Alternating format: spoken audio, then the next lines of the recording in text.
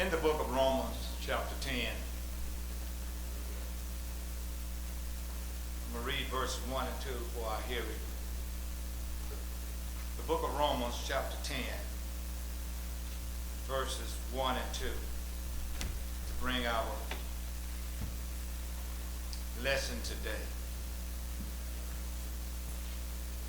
Y'all pray for me. I want to get up and get down. Come on. So y'all pray for me. Amen. Keep those amen just like that. Amen. Spirit has been high today.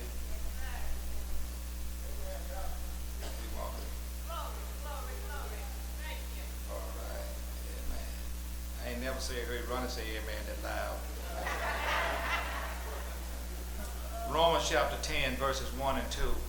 Listen to what it says. That this is Apostle Paul doing it writing. And he makes a statement here, and there's a couple words in there I want to look at just for a moment. Romans chapter 10, verses 1 and 2. And look what Paul called. He's talking to Israel, which he is a part of that group, Israel. But the language speaks to all of us. Amen? I'm doing some pretty good preaching already. He said, brethren. So he's talking. Verse 1, chapter 10 said, brethren, and this is Paul doing the talking. Brethren, my heart desire and prayer to God for Israel is, so he identifying who he's talking to, is that they might be saved. Brethren, my heart and desire for the church is that they might be saved. For I bear them record that they have a zeal of God, but not according to knowledge. Look at your neighbor. A zeal is not enough. You got to have knowledge. I'll talk about zeal and knowledge. Pray with me just for a moment. I'm going to get up and down. Read and study when you get home. Just take some points and look at it. Zeal versus knowledge. Joe Webster said the word zeal mean intense enthusiasm for a cause or a person. Intense enthusiasm.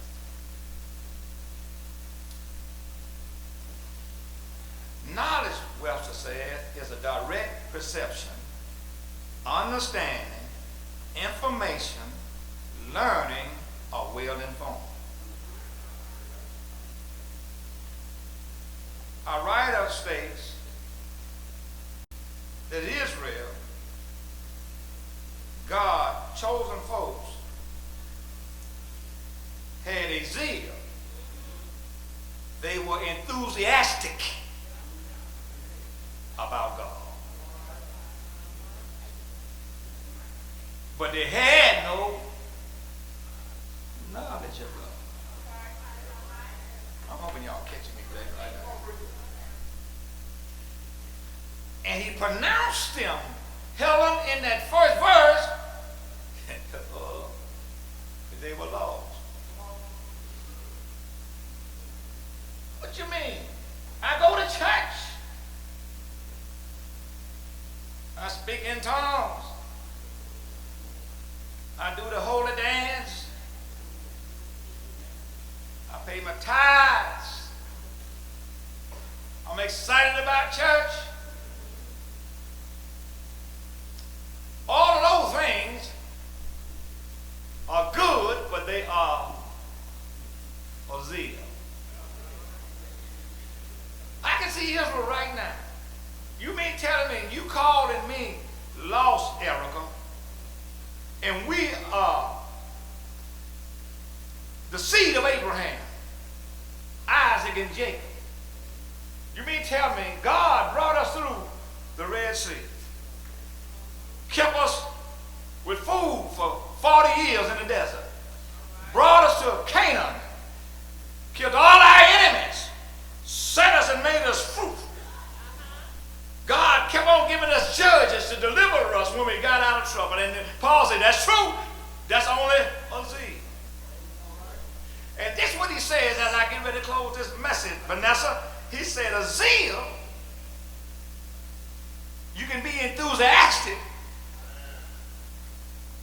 but if you have no knowledge of what you're enthusiastic about it, you just an excited devil.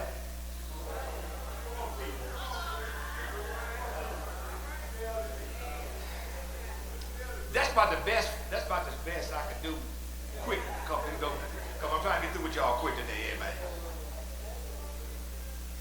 He said, because this is what it does. He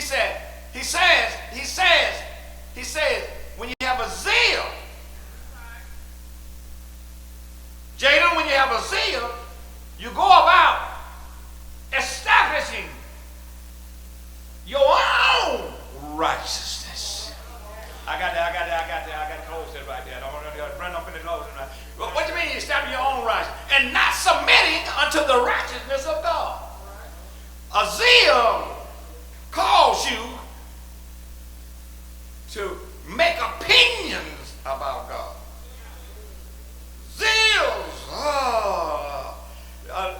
let you say, I feel like this. I see it like this. I believe it like this. And all those things come from your outside view of looking in and no knowledge of God. That's not God. So you end up, preach boy, serving a God that's in your head and not the one that's in this book. So you said, not knowing the righteousness of God, you go about establishing your own righteousness. So that's when you come up and get to thinking, I'm saved and I'm the only one saved because I speak in tongues. I'm saved and you are not saved because I live better than you. Y'all pray with me here? I'm saved and you are not saved because I pay my tithe and you don't. I'm saved and you are not saved because I speak good English and you cuss like a skunk. Y'all pray with me? I'm saved and you are not saved because I only drank taking the Lord's Supper, but you drank. Somebody answer this. I got you right on.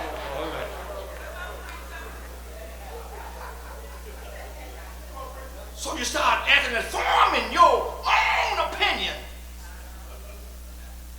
Now watch this in, then I'm going to close it.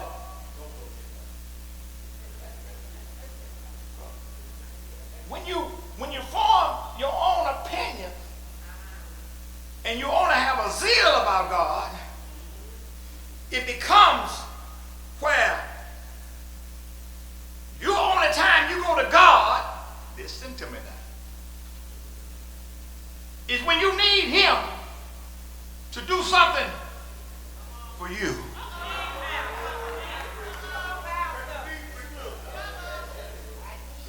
Look at your neighbor and say, neighbor, that's a zeal, that's a zeal. That's the other neighbor. I don't want to hurt your feelings. But when you talk to God, is it always about you?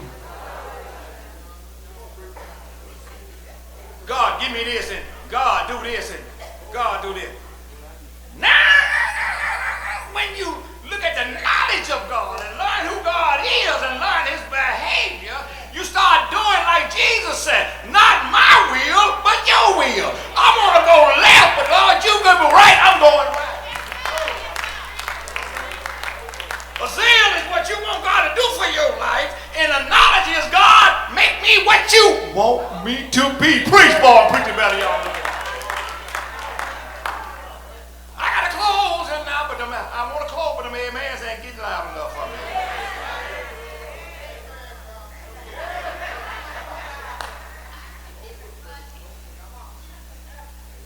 The blind man in John 9, verses 1 through 41, Jesus healed a blind man that was born blind. And they, for these 40 chapters, at least 40 chapters, or 39 chapters, this man was taken up with Jesus because he healed his body. They tried to get him. They tried to get him to discredit Christ, the religious group and everybody. But he said, I'm not going to do it because I know what he did for me. But he only had a zeal. He was only going off of what God did for him, and that's fine. But Jesus found him when they kicked him out of the church and asked him, do you believe on the Son of Man? He said, who is it that I might believe? I'm talking to him. That's when he got saved. See, he was talking about the man that had done some things for him that he knew nothing about. But when he learned something about him, that's when he was saved. Y'all can pray with me here? That's the same thing with us. We are talking a lot of talking. He's been good to you. He's doing some things. You talking the right game. You just don't know the man. When God bring you through, he do some things to you. Instead of you talking about what he done for you, then about him. Because if he healed your body when you were sick, that's good. You ought to thank him for it. But that don't mean you ain't going to get sick again. Sickness is just a part of life. If he got you out of trouble, if he got you out of problem, brought you through that problem, yeah, that's good. Thank him for it. But if you don't get to know him, you're going to get what you're going to do the next time you get it, because you sure coming. The Bible said, man going to always have trouble. In this life you shall have tribulation. But here's the trick to it. He said, but you can be of good cheer when you got knowledge of me, because I have overcome the world. What's simply saying, every time you go through, Cynthia, every time you get in trouble, God said that's an opportunity for me to show the world and the folks you know that I'm a God that can bring you out. Well, somebody should start running right there. Because it looks like when you're going through something and dealing with something, instead of getting sad, you know, say, okay, God, you trying to prove this to somebody. Somebody going to get some blessing out of what I'm going through. Come here. I'm going to close this message. Come here. Come here. Come here. Lazarus, Jesus' best friend, got sick. Died. Disciples said, well, what are you going for? If he's sick and sleep, he's doing good. He said, no, he dead. He said, I'm glad he dead. Jesus said he was glad the man dead. Jesus said he was glad the man dead. Earl, I'm glad you're in trouble. Jewel, I'm glad you're struggling. Y'all ain't praying with me. So I'm glad your heart is heavy. Y'all ain't praying with me. Why? Because now I got a chance to prove that God is real. And I pick you out to prove that God.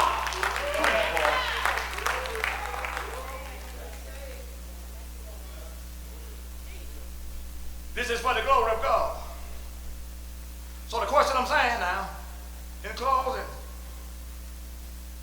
study God. And the more you study God, the more you find out it's not about you. It's about what God want to do with you. In the end, ain't that what it's all about? There's a story about, y'all see I'm getting in that voice. It's closing time now.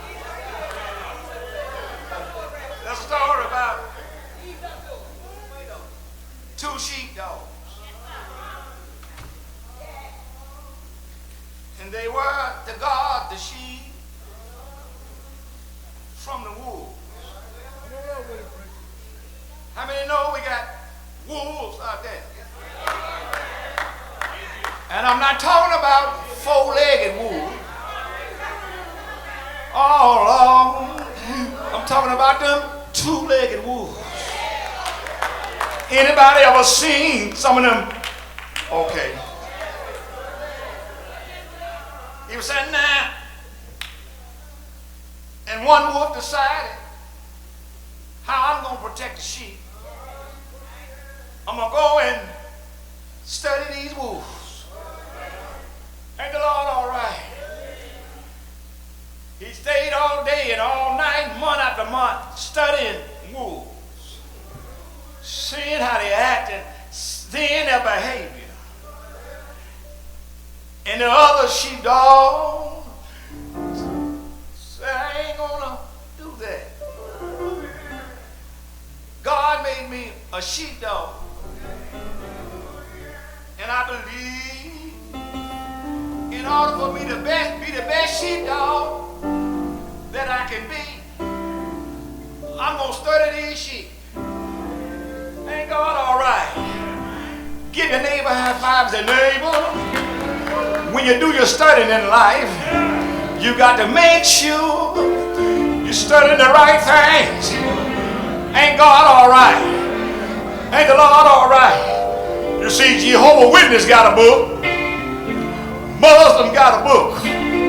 Sun Myung Moon got a book. Harry Krishna's got a book. But the church got a book. Don't waste your time studying Muslims, Jehovah's Witnesses, Harry Krishnas, but study the book of books. After a while, when both dogs got their diploma, one studied wolves and one studied sheep. I got to close it now. One night they were watching the sheep, and this wolf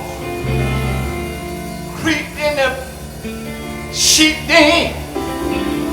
He was a wolf that had dressed in sheep clothes. Woo! Ain't God all right? And that wolf walked in the den, and he walked right past the wolves that studied wolves, because they couldn't recognize him, because the wolf was dressed in sheep clothes. But I heard the other wolf that studied sheep. He was letting there watching. He saw the wolf dressed in sheep clothes walk in. And when he saw him walk in, he jumped him, bit him, beat him up, and killed him. Ain't God all right? Ain't the Lord all right? And I heard the sheepdog that studied wolves. He said, tell me, how did you know that that was a wolf? Tell me, how did you know that it was a wolf and not a sheep? And I heard the sheepdog said, you spend too much time studying wolf and not knowing that wolf got a nature. And I study sheep, so it doesn't matter how a wolf acts, how he dress up. I can tell that that's not a sheep, because I know the sheep behave. I know the sheep look. Ain't God all right? I heard Jesus said, my sheep know my voice, and a stranger, I'm preaching it here, they won't follow. Is there anybody here know the shepherd's voice? Is there anybody here know that Jesus is the shepherd? Ain't God all right? What did he do? He died on a hill called Calvary. He died for the sheep. He died because of the sheep.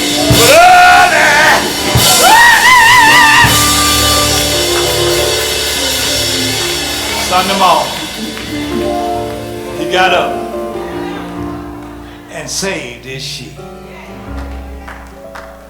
Do you know the shepherd voice? His words right here. Zeal is all right. Get excited. Get excited. But study him. Know who he is. I love banana pudding, but it won't take me for about 30 minutes. I got to have me some chicken.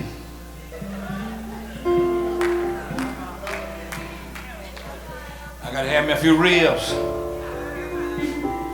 This journey ain't gonna take longer than 30 minutes. Y'all gonna pray with me here? You carry me for a little while, but you need something that's gonna sustain you. The door of the church is open. Give God a hand of praise today.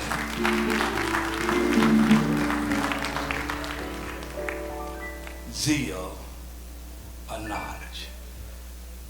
That's why you come, so you can learn something about this God. And the more we learn, the more we start asking God, what you want with me, instead of what I want from you. And you find out